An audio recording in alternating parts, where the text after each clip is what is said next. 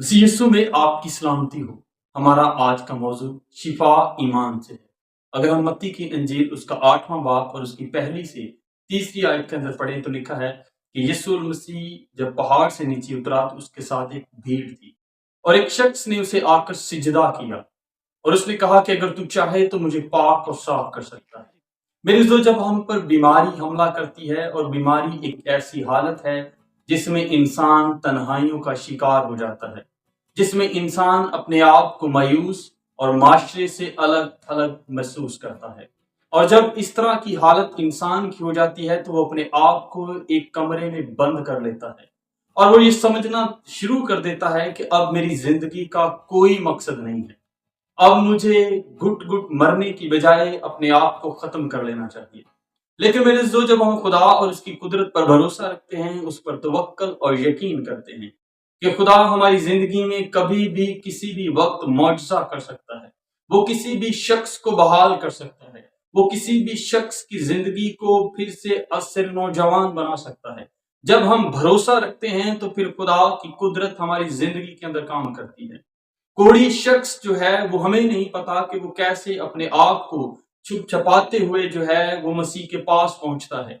क्योंकि अगर हम शरीयत की बात करें तो अहबार की किताब उसका 13वां बाब उसकी 45वीं आयत के अंदर लिखा है कि जो शख्स कोढ़ी है उसके बाल बिखरे होने चाहिए, उसके कपड़े फटे होने चाहिए, उसका ऊपर का होंठ ढपा होना चाहिए और जहां पर वो जाता है, जहां पर खड़ा हो, अगर माशरे के अंदर आए तो बा आवाज़े बुलंद ये कहना शुरू करे कि नापाक नापाक नापाक, ताकि लोग उससे बच सकें।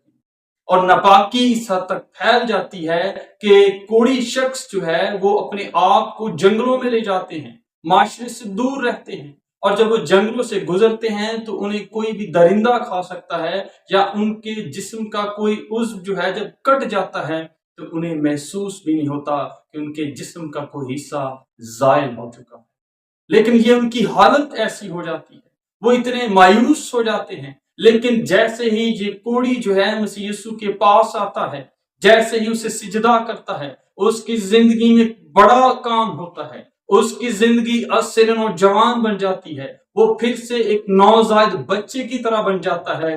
और जिसने भी खुदावंद यीशु मसीह को सिजदा किया है उसकी जिंदगी हमेशा तब्दील हुई है। अगर हम बात करें यायर की तो यायर ने मसीह को सिजदा किया और उसे कहा कि मेरी बेटी जो है वो बीमार है, मेरी बेटी जो है वो इस हालत में नहीं है कि वो खड़ी हो सके। वो उससे दरख्वास्त करता है कि मेरे साथ घर में चल।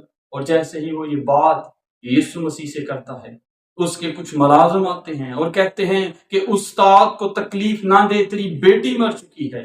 लेकिन वो इस बात पर इत्कार, लेकिन यायर जो है उसका पुख्ता ईमान है कि जब यीशु मसीह उसके घर में जाएगा तो उसकी बेटी जो है वो जिंदा हो जाएगी। और जब यीशु मसीह यायर के साथ उसके घर में पहुंचते हैं और देखते हैं कि लोग रो रहे हैं तो यीशु मसीह फरमाते हैं कि लड़की जो है वो मरी नहीं बल्कि सोती है। तो लोग इस बात का मजाक उड़ाते हैं, लोग इस चीज को हंसी में उड़ाते हैं कि ये कैसी बात कर दी है। लेकिन मेरे जो मसीह यीशु जो है वो मुर्दों को जिंदा करने की कुदरत रखता है।